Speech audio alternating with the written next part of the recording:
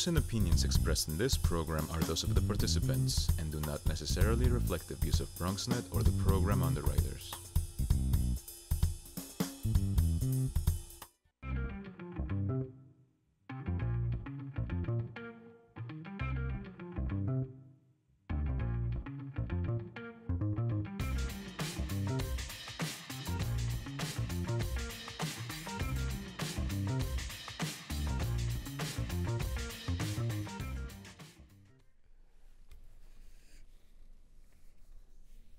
Hey, good evening. Welcome to the Bronx Buzz. This is BronxNet's program. We talk to writers and editors and photographers, former writers and editors. That was a clue as to what we're going to do tonight. And also photographers and filmmakers and any and everybody that we can get a hold of and give you some insight into. We tonight have a treat because my longtime friend and colleague and a longtime Bronx newsman turned photographer, Bob Kappstatter is with us. Nice to have you with us. Gary, as always. Always back a again. pleasure. I asked you off camera, and I'm going to ask you on camera. So do you miss being an editor, writing stories every day? Not every day. Not every day. But some days?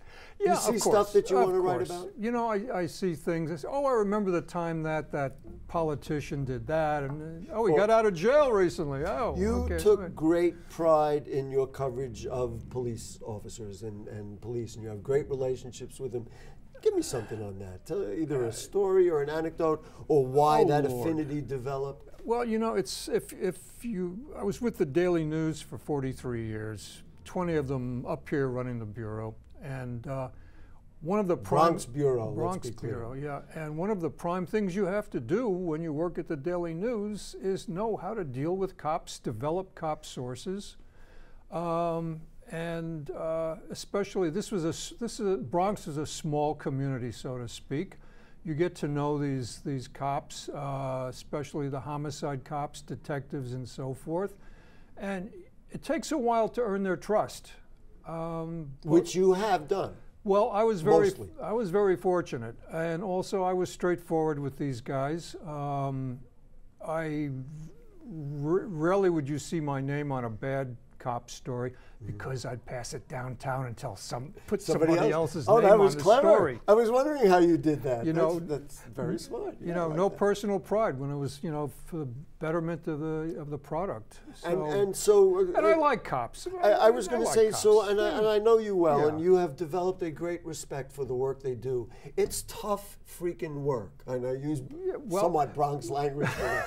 No, but it's you got to be tough, man. Well, you just you know, that's part of the problem, though. Police become insular because of the public criticism they face.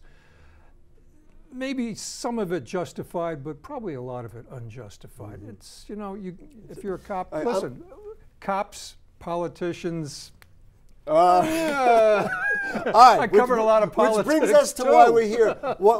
So now in your retired or semi-retired life, you become a photographer. Looking for my next life. You know, I'm not going to make any money out of photography. I'd like to. We'll see where it goes. I'm looking for other things, working on other things. Were you always a photographer?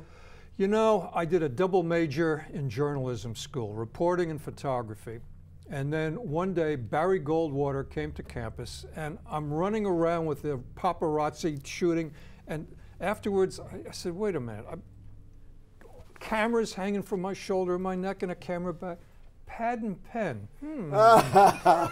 So that's what you did, but it was there all the time. But I never lost my love for photography. It's a creative medium, sure. Accomplishment. It feels great to see what you produce, whether it's in a story or in a photo. We're going to do two segments. One is pictures from the Bronx, and the other is you took a trip to Cuba. Let's start with photos of the Bronx. Okay. I kind of half glanced at what you sent us. We're going to let the guys in the crew just show us. So crank them up. Let's take a look at Bob Kappstatter's photos. Crank them up. What do we got? There we go.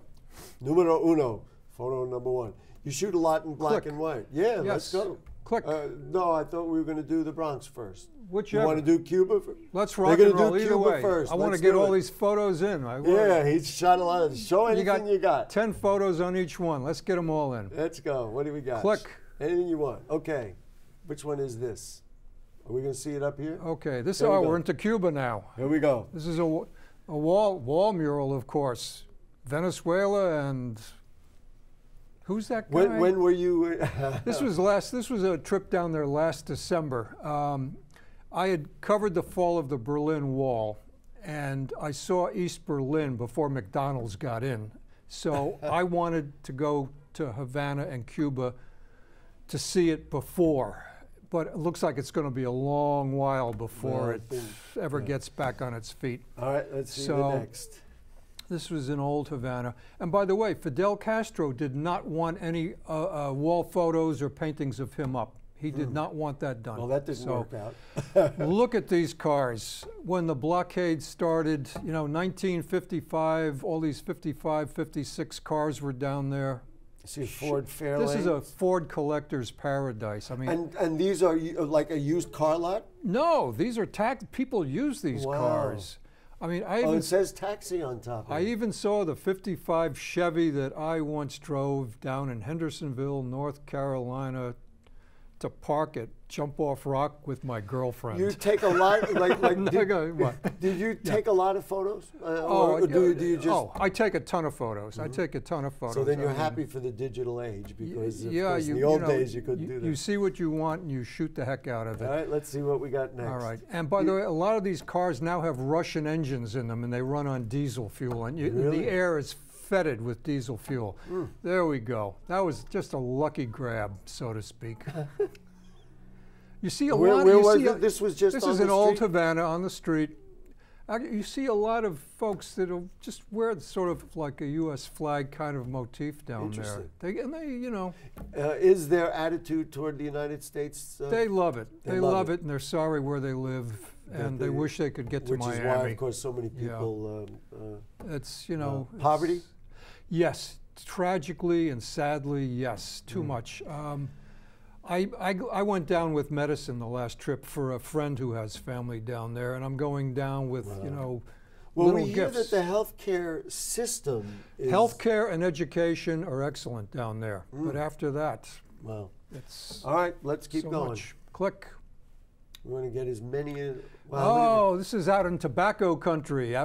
Were you on a burro? I was on a horse. A horse. This is a tobacco farm out in Vinales, out in the western part of Cuba, and this is a family farm. That's a young kid, 13-year-old kid named Ronan, and I was saying, "How many girlfriends you got?" He says, "Tres girlfriends."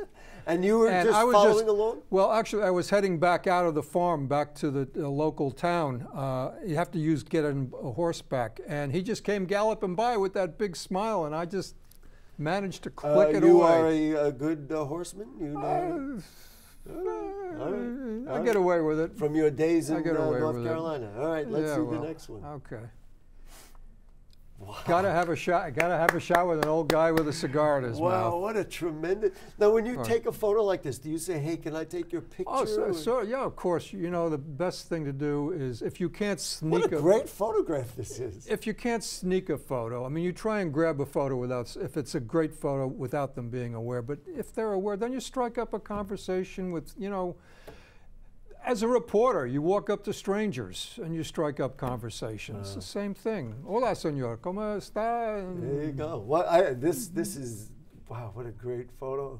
Are you a cigar smoker? You are. I am occasionally known to puff on a stogie. Yes, I'm sure. This is Ronan's family farm out in Vinales. Look at the mountain structures here. They're just amazing.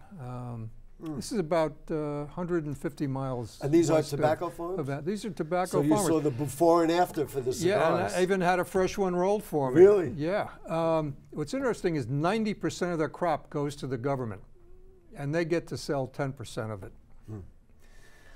Well, God bless socialism. I was about to say a very large political question that you raised. I also learned that the top of the tobacco plant is where the cohibas and the wind up. That's weird. All right, let's see what's next. I go. don't know how many we've got. Let's just keep them rolling. Let's roll. This is Vinales. This is just the scene. It's a beautiful territory. Not a lot of tourists. Was it hot? What time of year were you there? I was there in December, but it was in the 70s, low 80s. Oh, that's like perfect. So it worked. Wow. Next. Next. Now this is Rafael Trejo's boxing gym I was in going to Old say, it looks Havana, like a boxer, yeah. which has sent any number of Olympic and world boxing champions out there. And this was one of the guys getting ready to wrap up and get the gloves on. You shoot with what kind of, not a cell phone camera? Sometimes, you know, it depends on the situation. I have my Nikons, and sometimes if I'm just walking around and I don't have them, never took I'll lessons grab or anything myself. like you just been Well, kind of what you see? I studied in journalism school, and I read photo books, and I look at the works of the good street photographers and other photographers. Let's see if we can fit two more in. All We've got right, about a minute click. in this segment. Oh boy, More boxing. more boxing at the gym. I love that. I shot that because the guy was showing me that hat from a Brooklyn fitness club. There you go. All right, right, let's click. do one more before we take a Oh, break. go. Oh my goodness. There you go. That's just an old car that's, I think this may be a Russian model, looking at the And these are style the of it. kinds of vehicles that are all over the place. Yeah, and Wow. it's and a lot of, oh, I love this. I was walking behind this old lady with the shopping bag.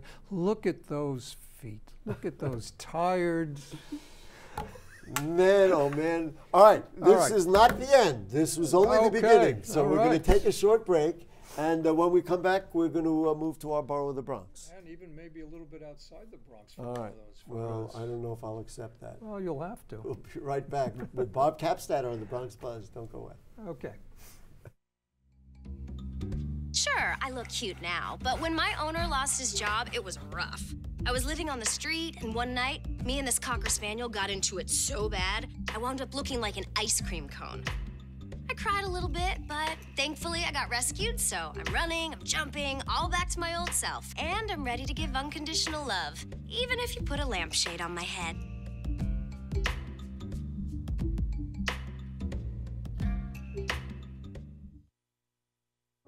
It's not always easy being a dad. Do you have panda asthma too?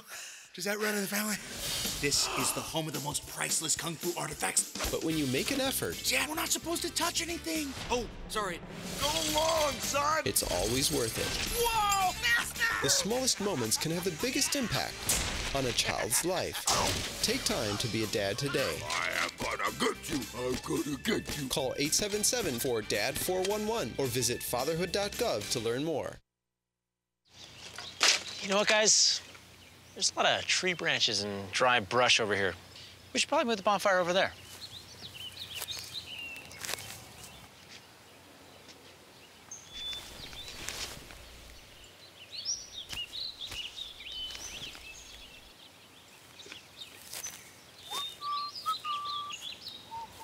I'm guessing Smokey liked that idea.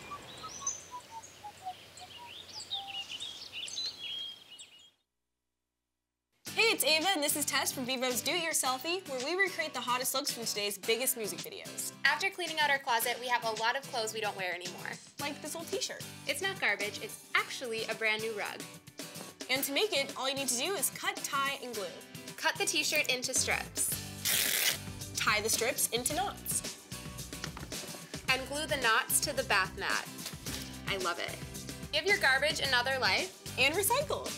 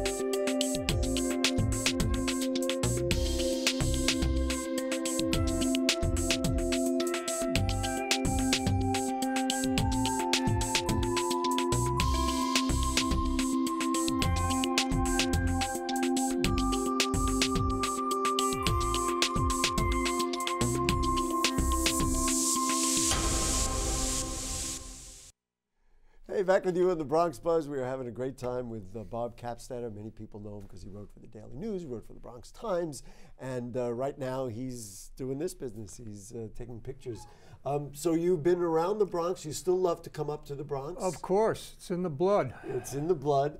And let's just talk about some of the scenes, because we're going to look at Bronx pictures. Tell me about some of the scenes you've shot in the Bronx. Well, you know, when I was working for Assemblyman and later Senator Louis Sepulveda, yes, there were a lot of events that he attended. I was there shooting photos for him and working with him on it. So there were pictures that I saw that didn't necessarily go into his file, but it worked for me, for my There you go. files. And so the also, photos that we're going to see are from what range of time? Are they recent? Oh, probably within the last maybe 4 years, 5 years, something like that.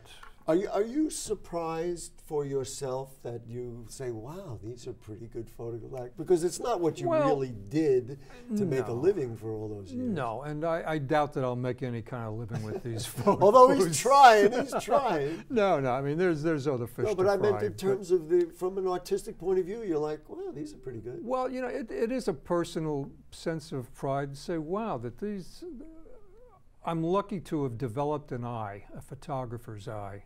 And I think that a lot of that comes from my journalism as a reporter, to notice details, to see.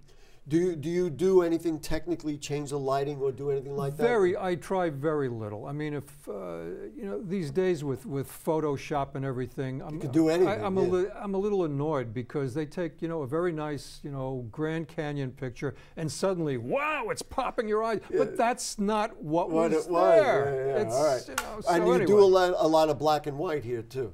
Black and white. Let's move along. So I want to get all those 10 all right, photos up here. Let's go. I'm sorry, I like to ask questions.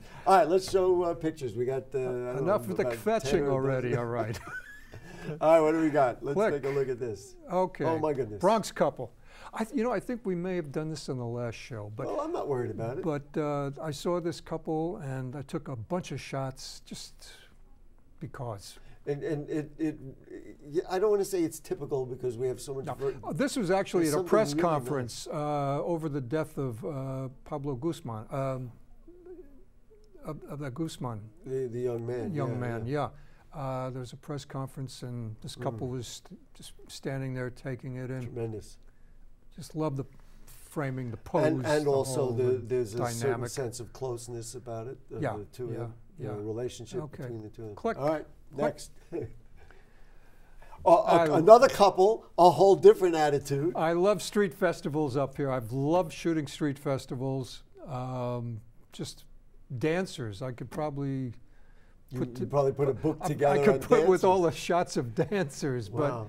But just the effort, the rhythm, and just sort of an unusual looking couple. Also, that is true, but also not self-conscious. No. In other words, and that to me is very Bronx. It's like this is who we hey. are, and we're not worried about what it looks like. Right. Yeah. All right, click. All right. This was up at Bronx Homicide. Number of friends up there, and now what are see these this books? now? These two thick books right there.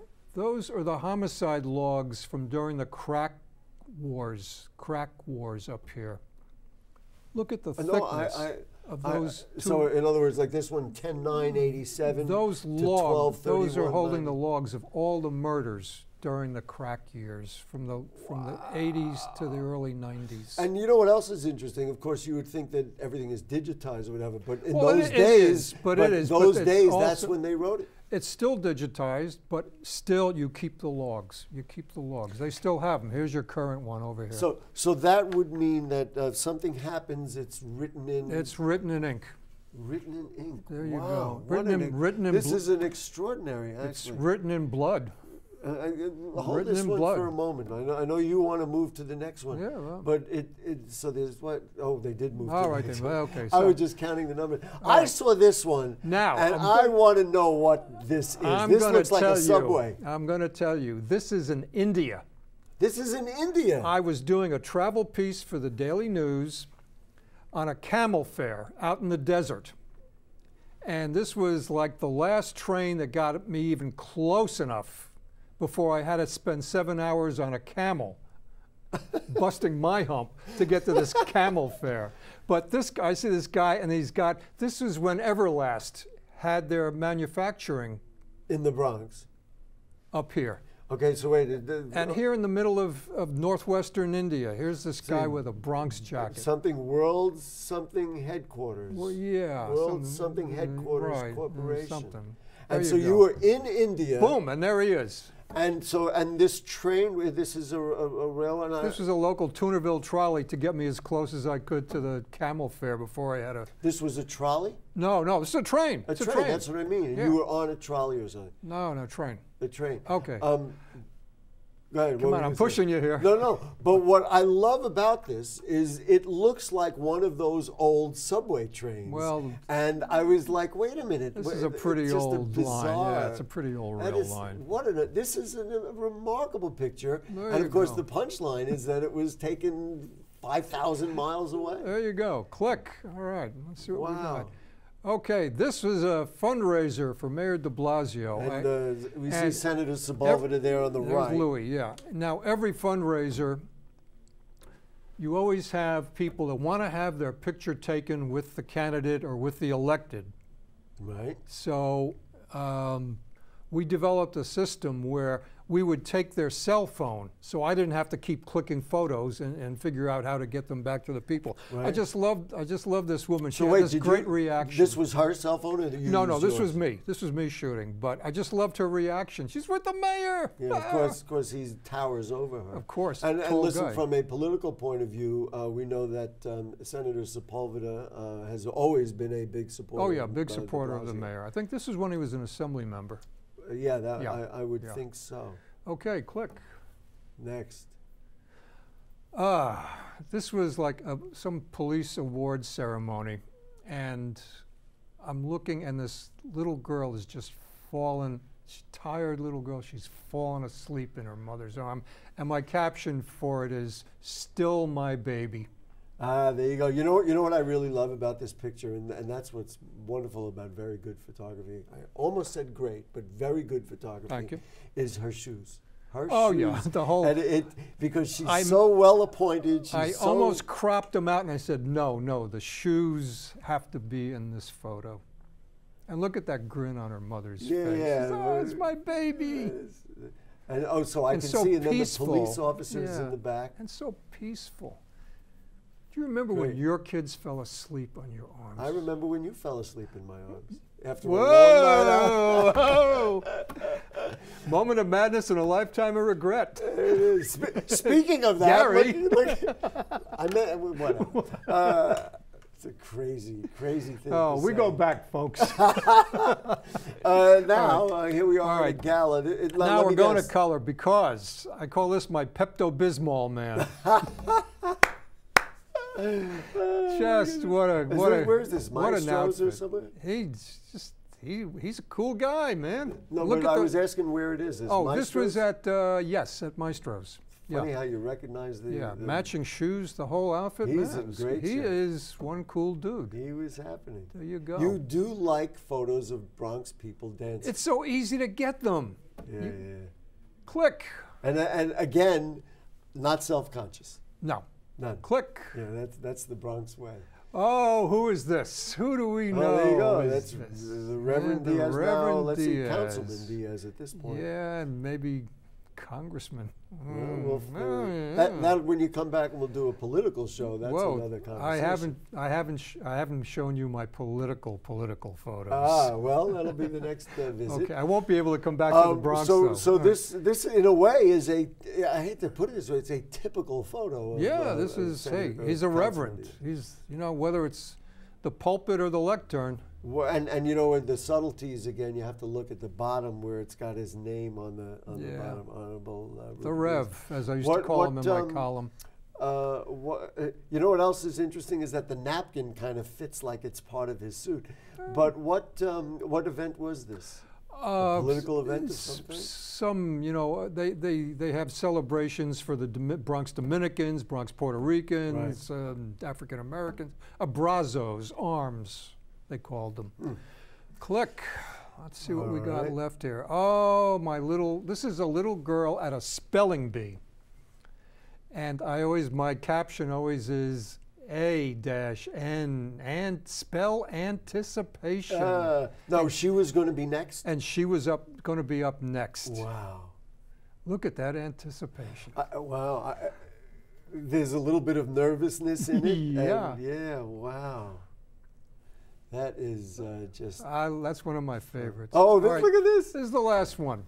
Okay, so that's Adolfo Carrion on the left. That's Adolfo, and oh gosh. Is that Mark Green? No. This is, oh God, Tony, I can't think of his, he's a very well-respected public relations consultant. Marina Del Rey? Yeah, Marina Del See, Rey. isn't it funny how I know the... Yeah, and I mean, this is like in politics and in business. Was this when he was a borough president? No, this was way after. This was long after, but in politics and business, there's always a lot of touching. Business guys in politics, they embrace, they hug, they touch. This was the most huggingest I've ever seen. Well, what is so interesting is when you look at the photo, your first reaction is that the former borough president has his arms on the guy's shoulders. But then if you look at it, he also has it's just... I think this is, a lot of people say this is one of their favorite photos. Oh, it's just tremendous. It's just the dynamic. And you know the dynamic, and certainly you know that now he's involved in development. I mean, I don't know who the other gentleman is. You could make the assumption it's a developer of some kind or whatever. Yeah. What a great photo. All right, and I think we made it through. Wow. We did make it through this time. So do you take your camera everywhere you go just in case? Or do you go out and say, now I'm going somewhere and I ought to shoot? Oh, yeah. Smile. All right, here we go now. This is always handy. And they've developed iPhones incredibly. So it's not as great as a Nikon, but it comes pretty close. Some of these were shot off of this. Listen, I know the value of it, and they're getting better by the day. You just have to have the money to buy them. 1 million of them. There you go. Bob Kappstatter, always a pleasure. Happy holidays, Happy New Year, Merry Christmas, Happy Hanukkah. Happy Hanukkah Kwanzaa, to you. All the best. I think that's it for today. Yeah. All right, guess what? Our work is done here. Our work is done here. We've come to the end of the program, and we will see you next week, next year, next time for the Bronx Buzz. Good night.